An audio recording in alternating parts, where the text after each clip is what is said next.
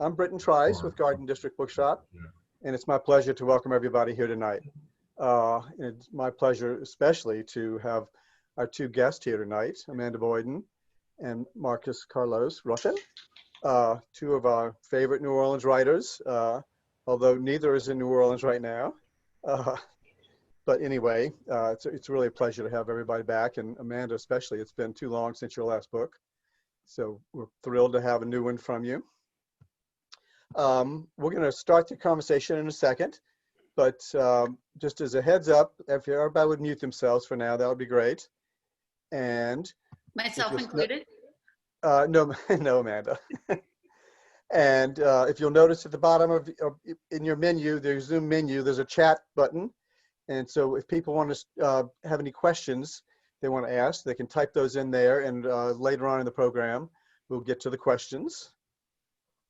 And I think that's about all I have, but I'm going to introduce our publisher tonight, who is here with us, Bill Lavender. Bill, welcome. Bill's the publisher of Lavender Inc. and the publisher of this wonderful new book. Amanda's I Got the Dog. What a great title, Amanda. It's a perfect title. You know, I'm sorry to laugh, but it's, you know, it is a kind of, you can take it both ways. Right? So yeah. Bill is our local one of our local publishers here in New Orleans, and has been doing some wonderful work. So Bill, I'm gonna hand it over to you to introduce Maurice and Amanda. Bill? Okay, first of all, thank you all for coming. And I'm one of the people who's kind of new to this Zoom world. Nance sitting here beside me does 5 of them a day, but I'm kind of new to it. So I'm just gonna introduce you to Amanda and Maurice. Maurice Carlos Ruffin was so enamored of the book and kind enough that he agreed to sort of MC this and have a conversation with Amanda. So I'm going to read his bio first, then I'm going to read Amanda's. Maurice Carlos Ruffin is the author of We Cast a Shadow, if you don't already know that, which I can't believe. But anyway, it was published by One World Random House last year. The novel was a finalist for the PEN Faulkner Award. It was longlisted for PEN America Open Book Prize, Center for Fiction Prize, and the Aspen Words Literary Prize. The novel was also a New York Times Editor's Choice. Ruffin is the winner of several literary prizes, including his Iowa Review Award in Fiction and the William Faulkner William Wisdom Creative Writing Competition Award for Novel in Progress. His work has appeared in the New York Times, LA Times, Oxford American, Garden and Gun, Kenyon Review, a New Orleans native. He is professor of creative writing at LSU and the 2020-21 John and Renee Grisham Writer in Residence at University of Mississippi in Oxford, where he is currently sitting. His next book, The Ones Who Don't Say They Love You, will be published by One World Random House in 2021. So let's hear it from Maurice. Thank you, Maurice, for being with us. And our author tonight, Amanda Boyden, if you haven't heard of her before, she's the author of 2 novels, Pretty Little Dirty and the international bestseller Babylon Rolling. Her short fiction and nonfiction have appeared in Maclean's, Globe and Mail, Third Coast, Mid-American Review, Sonora Review, and others. The recipient of Nerve.com's Henry Miller Award for Best Literary Sex Scene in Pretty Little Dirty. She lives in New Orleans, around the corner from me, with her rescue Chihuahua, Friday. And so happy to be here with Amanda and with Maurice, and I'm going to turn it over to them. So this is so cool. You know, just beforehand, Neil Walsh asked me to send his regrets. He has an event tonight, but I feel like UNO is well represented here in this space. It's so cool to see so many people show up, and so many from the program, and so many people that you have helped in their literary journeys, Amanda, and people who would consider you to be their mentor and friends as well. So this is like old home night here on the Zoom, right? It is in a lot of ways. I see on my upper bar so many people who have influenced my life, either as students or as fellow faculty. It's great. This is cool. I'm sitting in the middle of cornfields in Nebraska, and here you are. And so that in and of itself is pretty awesome. So in about a minute, Amanda is going to read an excerpt from the book, which of course I've read, and I think it's a fantastic work of both art and resilience. And I encourage you, if you don't already have a copy of it, make sure you get your hands on it, because it is a wonderful book. And at some point, we're going to allow questions from the audience. So I recommend that at about the 25-minute mark, if you have questions, begin putting your questions in the chat. And I'm going to select some of those questions and offer those to Amanda beyond the reading itself and beyond my questions for Amanda. You know, full disclosure, Amanda taught me as well. When I was in the program between 2010 and 2013, Amanda was one of the first people who really gave me a sense that I could do something with my writing. You know, fantastic in the classroom, but you know, we had Lakeview. I remember one night Amanda just sort of turned to me and was like, "No, you're gonna do okay if you just keep at it." And I really believed it. And I have to say that I wouldn't be sitting here right now if it had not been for the support I got from Amanda as a teacher and as a friend. So I thank you for that. So today we're here to celebrate the publication of Amanda's third book, I Got the Dog, one of the greatest titles I've ever heard of. It's legendarily great. And I don't want to stand in the way. So Amanda, if you want to read a section from the book, feel free to hop in now. Sure. I was amazed, first off, that the title hadn't already been taken. I mean, I thought I got the dog. I mean, for every like split up, breakup, you know, divorce, whatever, like that's part of the deal. Like who gets the dog? Who got the dog? But I realized I wanted to say, like, I put on perfume for this meeting and I also brushed my teeth, and I thought, well, these rote habits are funny since they don't matter right now. But I think if I have, is it okay for me to go 10 minutes? 10 minutes of reading? Please do. All right, okay. When I tell people that my sister Meg is a psychic medium, their reactions usually fall into one of three categories. One, feigned disbelief, covering up the fear that Meg will know their biggest secrets in a heartbeat should they meet her. Two, complete enthusiasm and a desire for a reading. Or three, uncountable questions about how she does it. How does Meg do what she does? How does she know those things? I usually begin with the seminal story, the when I first knew Meg was different story. We three sisters are all 3 years apart. Meg, the quintessential middle child in many ways. Sometime during the summer that Emily was born, a few weeks or even months before the fall, Meg had a bad fall and banged her head. Although I can't say with perfect certainty, Meg, not yet 3, started talking a lot. She talked nonstop, insanely verbal. She chattered and followed me around till I went batty. All right, so whoever is texting me, you need to stop because it's dinging on my laptop. I'm sorry. Meg filling every waking moment with her voice. I usually wore my maroon and white vertical striped jeans and a random tee. Meg tagged behind in floofy skirts or ruffled dresses, her stork legs and stork arms pale as could be, her fine white blonde hair always in 2 peeps of pigtails. Mom used thin green grocery rubber bands with Meg since all other hair ties slipped away.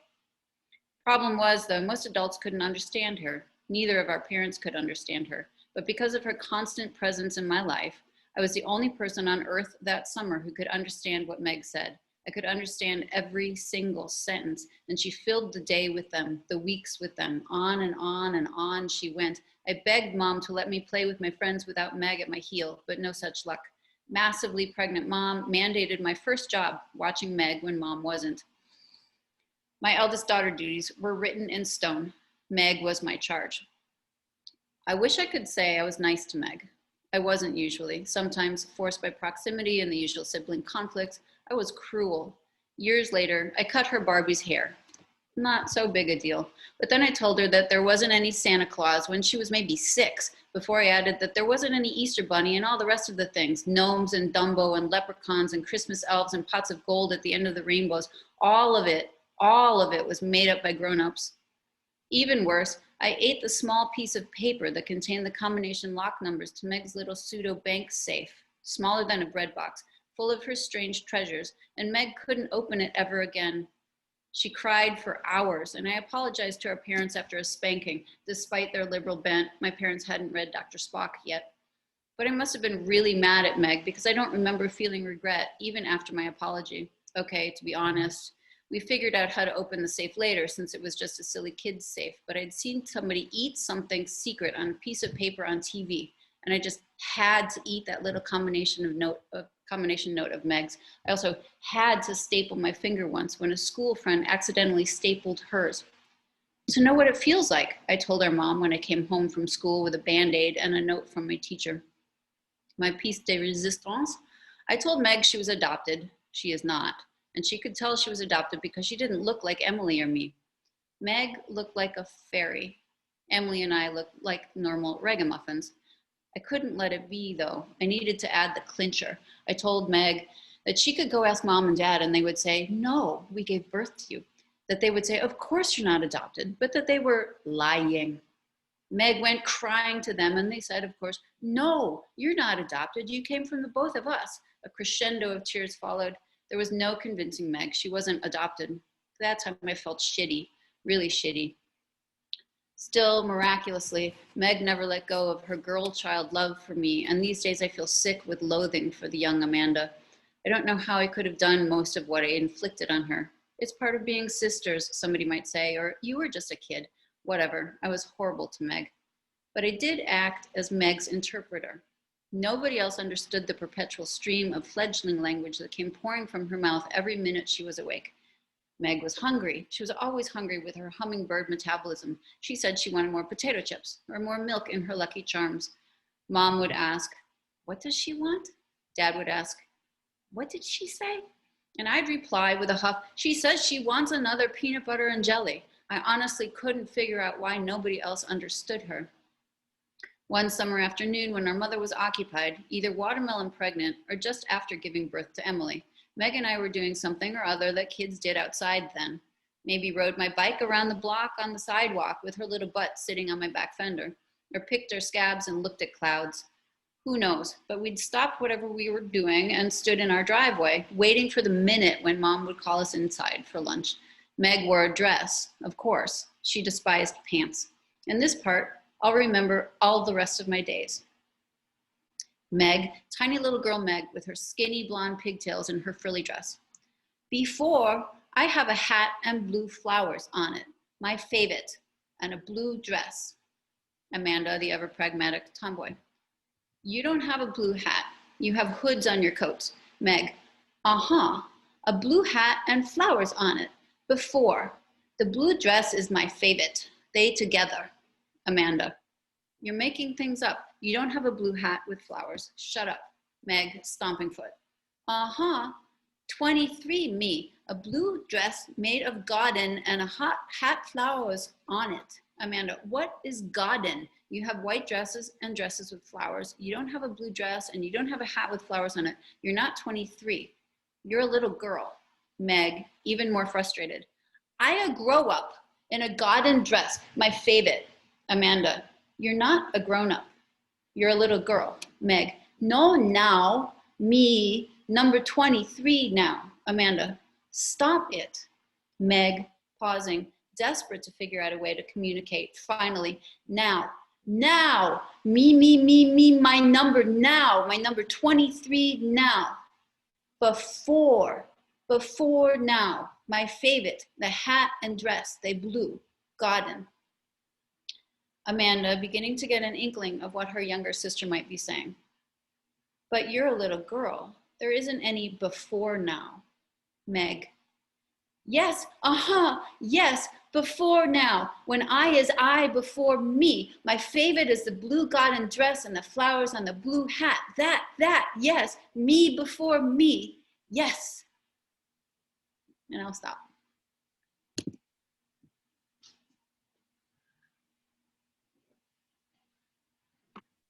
Thank you very much for reading that for us. And, when I think about your writing, I think it's amazing the journey you've been on as a writer. So your first book that was, very popular and well received was Pretty Little Dirty. And that's a book that at the core of the narrative are these two young women sort of figuring out who they are in increasingly more and more daring ways throughout the narrative.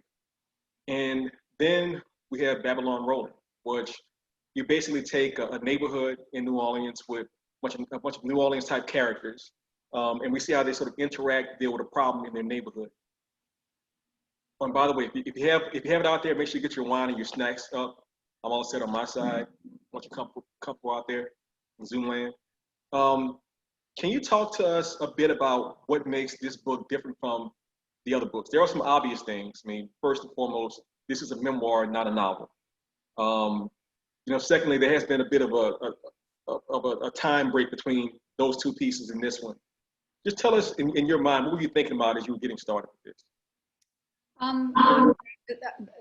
There was a time break, it would seem, at least in terms of my publishing, because the last book I published was over a decade ago.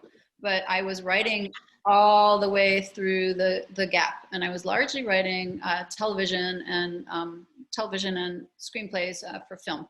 So I was continually writing. I don't want to say I lost a year. I spent a year writing 43 poems for a dying friend who requested them of me. I did a lot of other work on other projects for which I probably would never be given credit for, but I was writing, but I was exploring different fields. I think that, fiction writing is not necessarily a dying art. I like to think that it'll be around for a long time, but I really did want to spread my wings. And I had 2 novels in progress, both of which were shortlisted finalists in different blind read contests. So I was like, oh, okay, I can still write fiction. But with all of my traveling after my breakup, I couldn't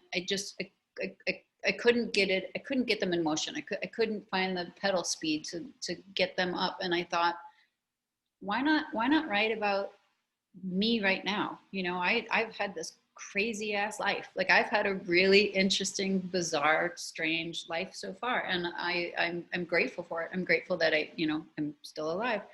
I'm grateful to be sitting here in Nebraska, after jumping out of planes multiple times and having parachute failures, which is also in the book. So the process, the only way I know how to write, obviously, is with the techniques that I learned in graduate school for fiction writing, and I taught when I was teaching graduate students, and they're rich and varied. And so I thought, well, okay, let's see what I can put together for a memoir, and bring those techniques into play. Why not? Why not? I can change up points of view. I can include poetry. I can use very short shorts, insert short shorts between chapters. I can go places that should be creatively interesting and bring them into a memoir. Most memoirs are very, very structured and very, follow the same sort of trajectory, and I just thought, well, let's mix it up. Let's see what happens. And it came so much easier to me. I guess maybe I just needed to feel free, or I wanted to be rid of certain things. And there's that cathartic aspect, of course, about memoir, but yeah. And sorry, as I dwindle away. Well, the thing about it is that, with a book like this, obviously it's a very personal book. And, certainly in Western culture, but American in particular, some of the stories and songs and personalities that have gotten the most attention are people who have gone through public breakups. And so, that's Ma Rainey, Janis Joplin, Alanis Morissette. You can throw Kanye West in that mix. You can throw almost any pop star into that mix, and people focus in on it. And often when the person whose point of view we have is a woman, often people say, oh, it's so courageous that you were able to get your thoughts out, into a song down on paper. I think most of our attendees know that you are a trapeze artist. As you've mentioned, you have jumped out of planes many times. So when I read this, I don't see it as an act of like courage. I just see it as Amanda being Amanda. So can you talk to us a little bit about your decision to write this book and your sort of point of view as you were putting it together?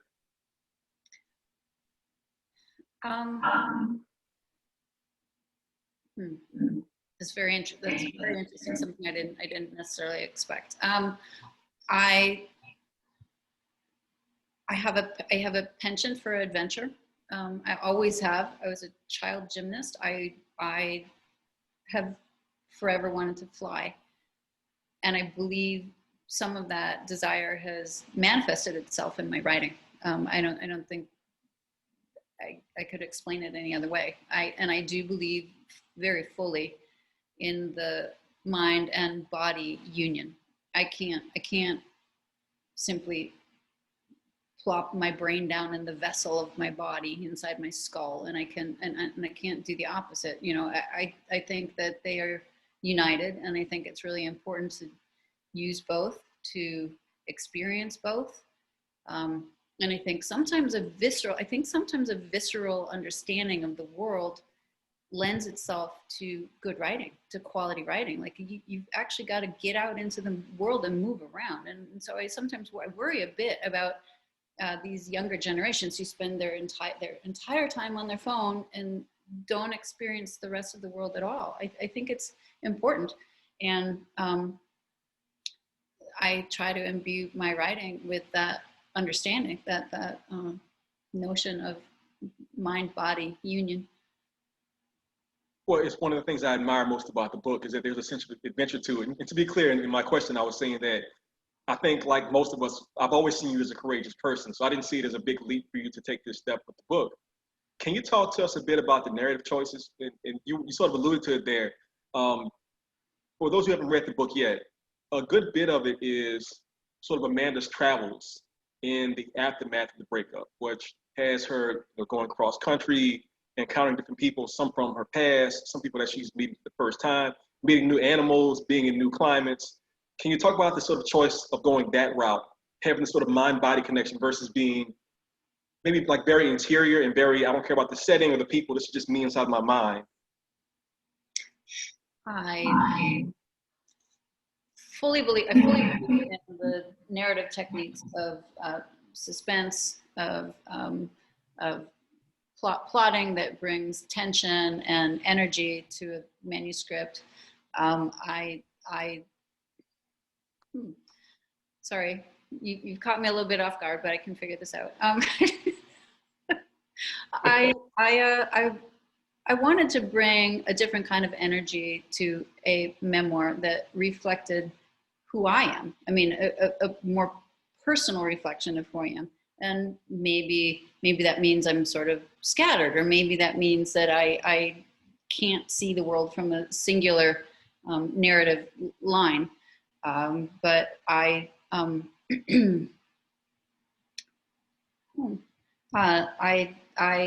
love exploration. I love interesting ways to tell a story. I love looking at a story front and back, and yeah, just going at it in a different direction. Sorry, that's a terrible answer. I apologize. Is Friday there with you? I meant to ask earlier. I really wish. No, he's at the kennel in New Orleans because I'm here in Nebraska. I came here very quickly at the bidding of my sister. Our mother is in the throes of Alzheimer's, and she needs to be moved, and we are going to have to physically move her from here in Nebraska to Minnesota in just a couple days. And it's been just yesterday we had to go tell Mom that she needed to move, and that she couldn't bring her cat, and that she couldn't bring her furniture. And then she asked us 15 times if she could bring her cat, and 10 times if she could bring her furniture. And it was sort of not a sort of difficult day. It was a very difficult day, but it is also part of life.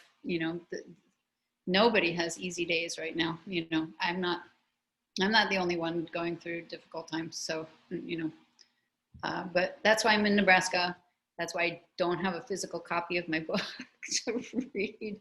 You know, I got on a plane very quickly and got here. And well, I'm sorry your mother is going through that right now, and that you're also experiencing, and your sister. I wish you all the best in those travels and going from one place to the next. So the audience can start posting your questions in the chat if you'd like to. I do have some more questions for Amanda. So, you know, obviously anybody who's ever been in a long-term relationship, who's ever been in love, who's ever been in a partnership knows that if it comes to an ending, that can be a very difficult thing.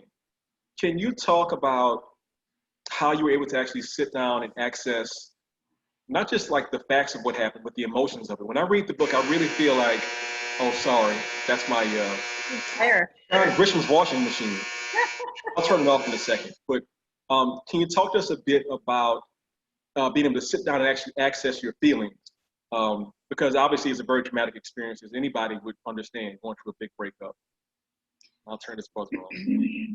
Sure. I don't know. I think that a lot of my former graduate students would believe me to be a less than emotional teacher.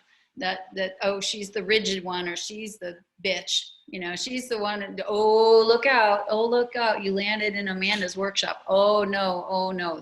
That I have the capacity to turn off my emotions when it comes to writing, and you know, and either teaching or interacting with fellow teachers or students. Hi. I don't see you anymore, Maurice. I don't know what happened. Somebody's there. It's not Maurice. I'm right here. I think Zoom just like set me to the side while I was turning off John Grisham's dryer. Okay. But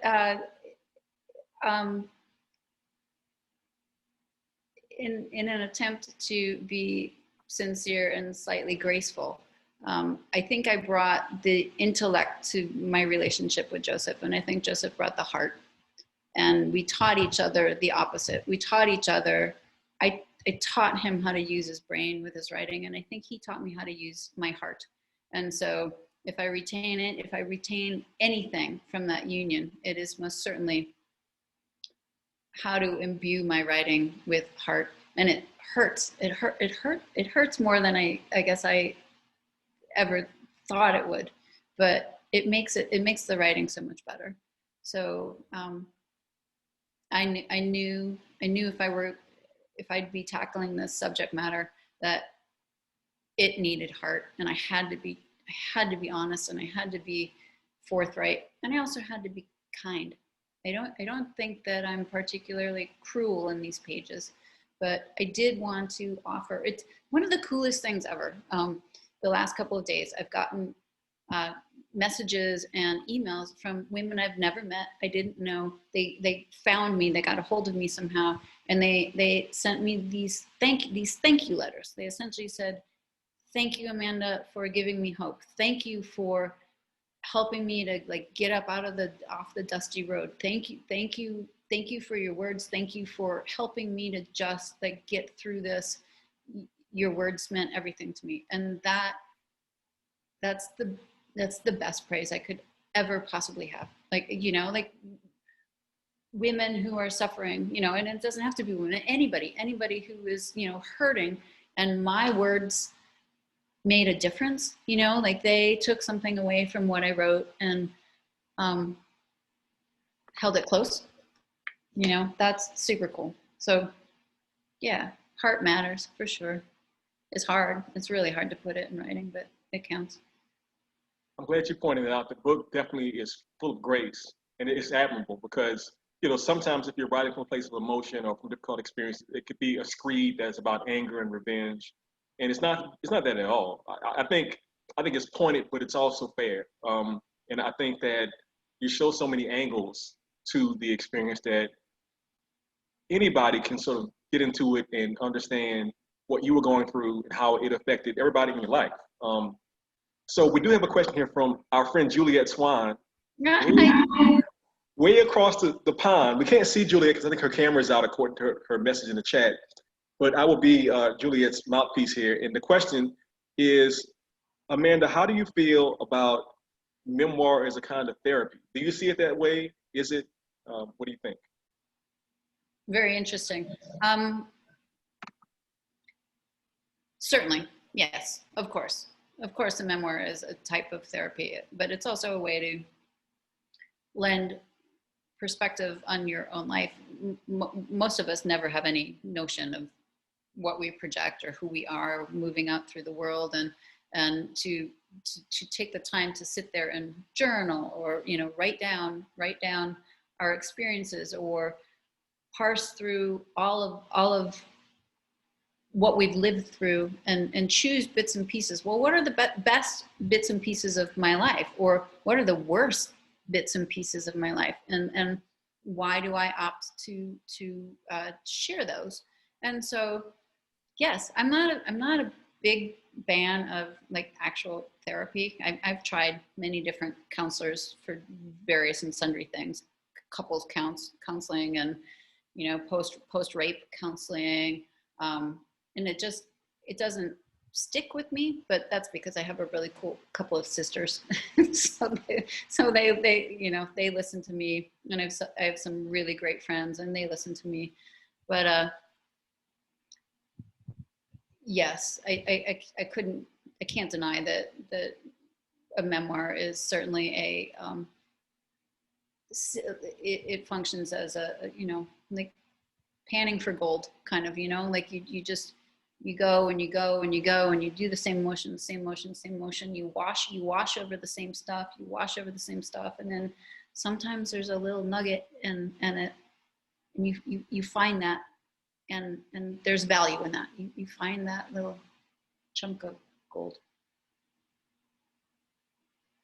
Thank you. We have a question here from Dr. Benjamin Morris of New Orleans, Mississippi as well. A friend to many of us here in the room. I'm making fun of Ben right now, but all right. So Ben's question is, Amanda, looking forward to reading your book so much. A short question for you. Who are your favorite prose stylists? In other words, whose prose sings and whose prose makes you sing too? I've long been a huge McCormack fan. I've been a Margaret Atwood fan. I love Larry McMurtry. Strangely, I don't know. I have a penchant for westerns. Lori Moore. I feel like I'm gonna like drop off 20 of some off my list just because I don't have the list in front of me. But all of them, I think, are pretty stellar for sure. All right, we got a question from Marcus. It's about place. And Marcus Gilmer says, when you write about places you haven't been to in a while, places that are from your past, how much do you feel those places seeping back into that writing, influencing the style of that writing? And are you conscious of it while you're writing? I have a perpetual sense of place. It's in my physicality. It's in my bones. I can't write much of anything without having a sense of place. So for me, it's truly important. Going back to Kansas City, for example, in the memoir, like I hadn't seen an autumn, like a real autumn, in so long, and I likened it to being a lapsed priest, like slavering over the colorful leaves in autumn. But holy cow, like a sense of place is essential to me, and as far as my writing goes. So like I'm looking out past my laptop into the beautiful grounds of my sister and her husband's land, and there's cornfields behind it and these sort of gentle rolling hills. I watched hawks circle around all day. I saw woodpeckers, and like their beautiful sweet pit bull hung out on the porch with me. But I can't observe the world without paying attention. I mean, I can't write without observing the world. It's there, and I think it deserves to be put into stories. And very much a sense of place is always present throughout the book, and also a sense of time. I mean, in those scenes where you flash back to being with your sister when you were both young, I mean, I really feel like I'm there with you all. And it reminds me of in Pretty Little Dirty, where you just really bring the reader into the relationships of these people, but also to the places and the time. So it feels, stunningly realistic. So we have a Really question. sweet. Thank you. Oh, what was that, Amanda? Sorry. That was really sweet. Thank you. Oh, it's all true. Here's a question from our bookseller who asks, what are you reading these days? And to add to that, I'll ask, were there any things that you were reading and thinking about as you were creating this book? I had read a short series of memoirs just because I wanted to get a handle on the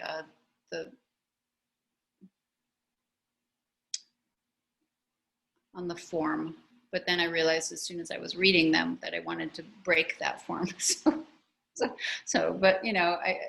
Michelle Obama's memoir I thought was fabulous. I think Amy Schumer's hilarious memoir is wonderful. The Year of Magical Thinking. Come on, it's fantastic. Right now, I'm reading a Canadian author named Laurie, Laurie, Laurie Gough, it rhymes with cough, I think, Gough, and she's a travel writer, and wow, my mind is blown. She's just fabulous. But that's what's on beside my bed table right now. I only grabbed 2 books. What else did I bring with me? I don't even know, but hers is fascinating, and I'm really enjoying it very much. So. All right, we do have plenty of interesting questions here. This one is from Heidi Weber. Hi, Heidi. Hello, Heidi. So Heidi says that she gravitates to writers from or based in New Orleans in the South, even though she lives in the DC area. Many people on this webinar may not know Amanda, but for those who do not, how does New Orleans in the South shape you as a writer?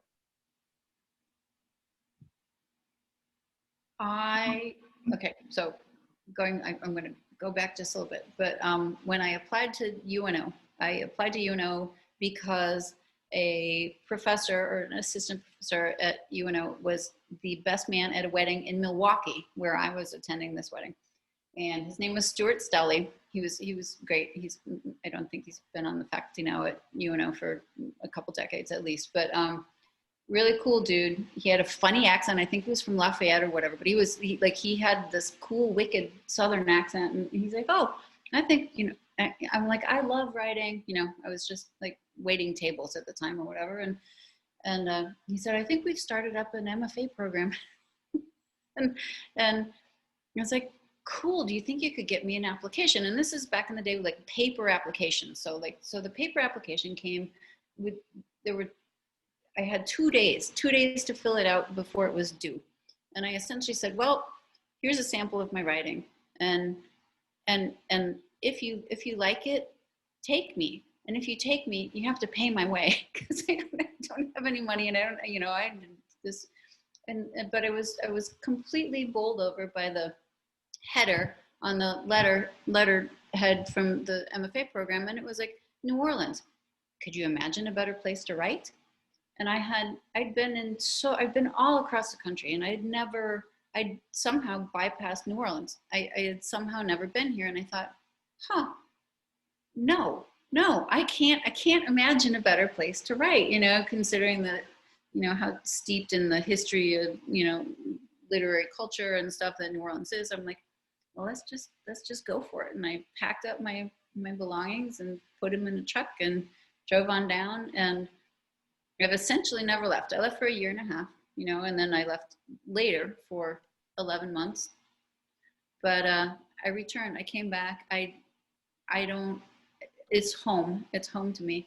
I mean, I remember flying overhead, flying back into New Orleans post-Katrina by not very much, maybe 3 or 4 months, flying in, and all you could see was the sea of blue tarps covering all of the rooftops. And forgive my French, everyone, but I thought, fuck me, I'm home.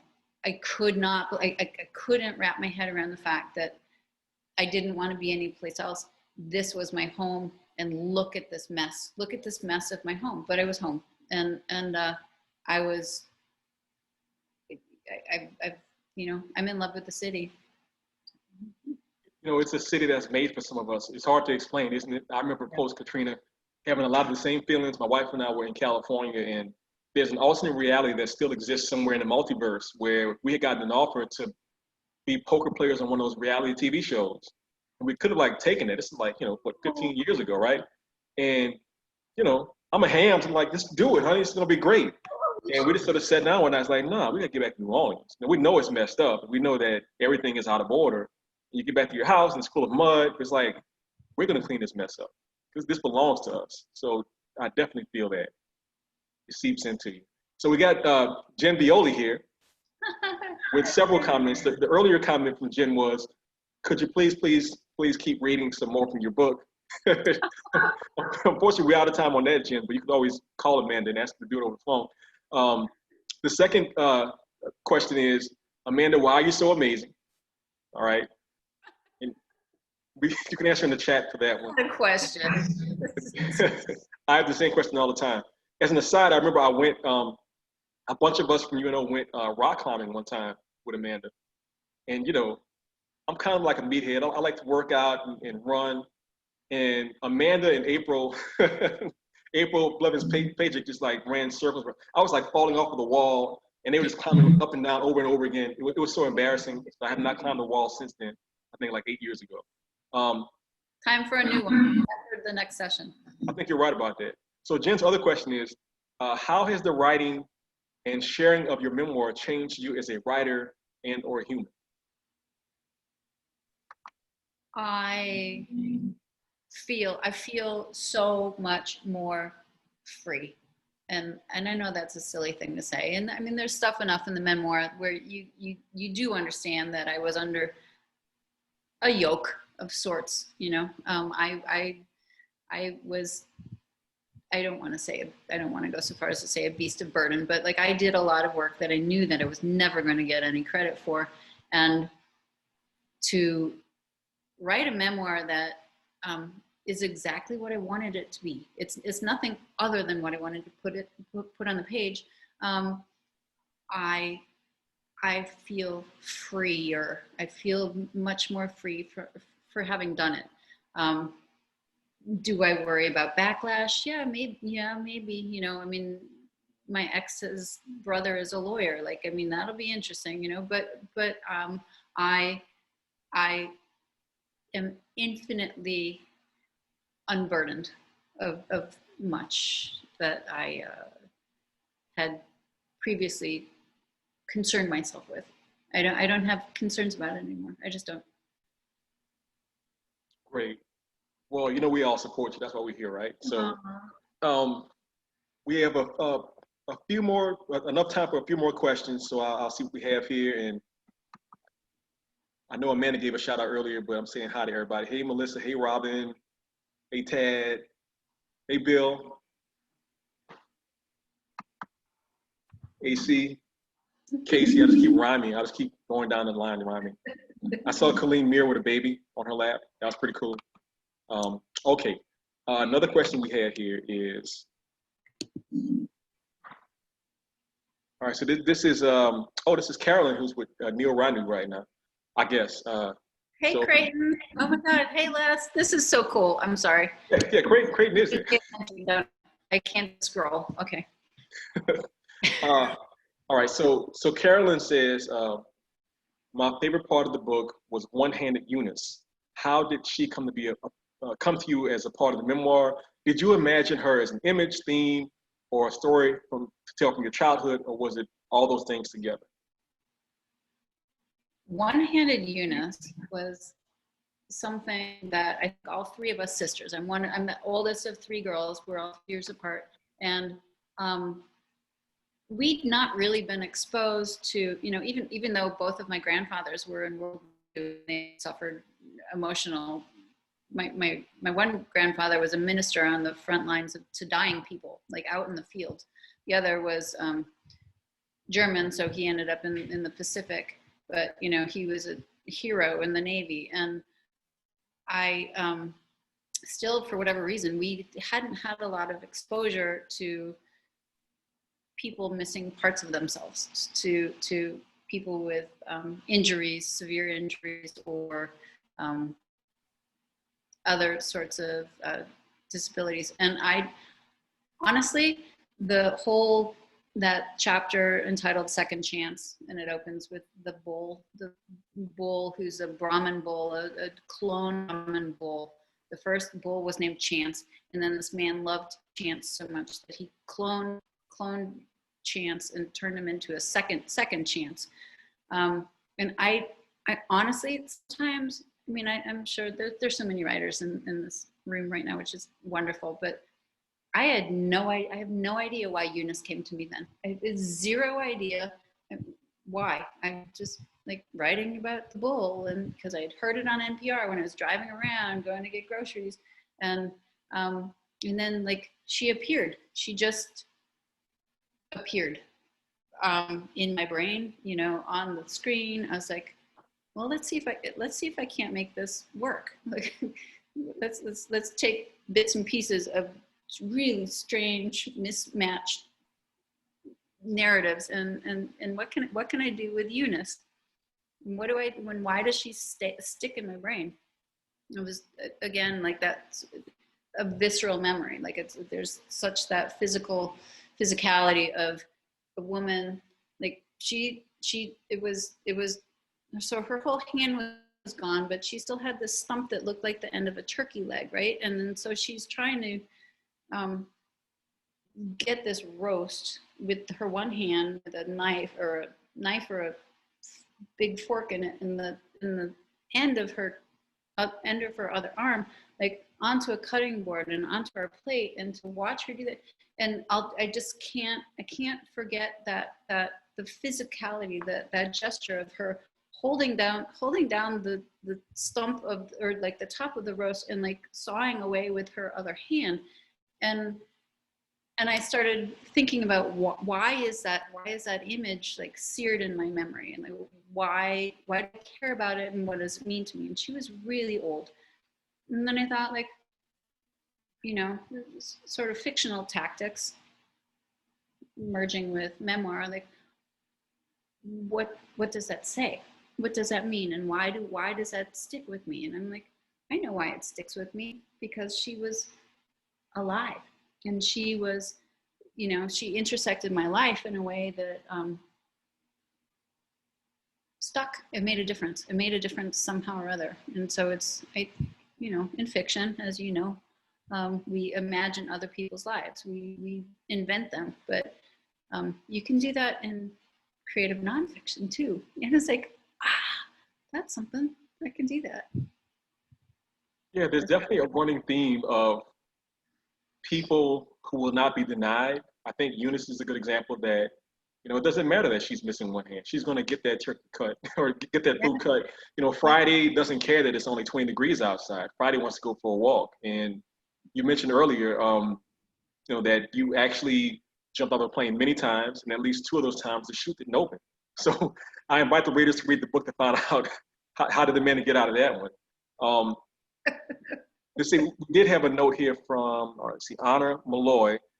She said, can you describe your fellow workshoppers at UNO, or any highlights if you have them? Oh, so many amazing people have come out of that workshop. There was a crew of us, because I believe the year that I entered into the MFA, it had only been around for 1 year. And so that initial year, only people from the UNO community essentially were starting in the MFA in fiction. But the next year, word got out, and there's an essential core of us who had come. We had given up lives everywhere. We had given up our lives to come to UNO to study in fiction writing. And so we were hardcore students. Like we we wrote and wrote and wrote, and we weren't like drumming up stuff the night before it was due. We wrote, we talked, we ate, we slept fiction writing. And there are many I could name: Bill Rohde, Charlie Rayor. There were. It was a great community. It was a great community, and it felt like the beginning of something really special. And I think miraculously, I mean, you know, never had a lot of money. They never had a lot of gifts to give grad students. You know, we didn't. I mean, if we got a free ride, we had to teach 2/3 of a full professor's load. You know, for our tuition, but it became a magical place simply because of the community that we built. We built it from the ground up, and it was because we all cared. We cared in a way that most other programs, like I talked to people who went to Iowa, or they went here, they went there, and they were just like, wasn't it full of, you know, backbiting and like incestuous kind of like club making? And it was, and UNO was not, you know, it was sort of a little, I thought anyway, I might be wrong, but I thought it was sort of a little magical bubble of sorts. Like it was, we built it on our own backs. You know, there wasn't, UNO didn't have a lot to give us, but we built it. So. Well, of course I agree. I mean, we didn't have much money there, but we had each other. And yeah. That was still true when I was a student, and it was true for people after us. So absolutely, 100% agree with that. So I think we have time for one more question from the audience. And this is from our friend, the singer and musician, Kelsey Wilburn. Kelsey. So Kelsey says, okay, so when recalling episodes from our past, our memories are not always exact. How do you go about writing those scenes and situations when you know there may be a few details that you could be forgetting or fabricating? I try to be careful. First and foremost, I use double quotes when I know that I remember something very accurately, and that's essentially verbatim, that somebody said something, double quotes.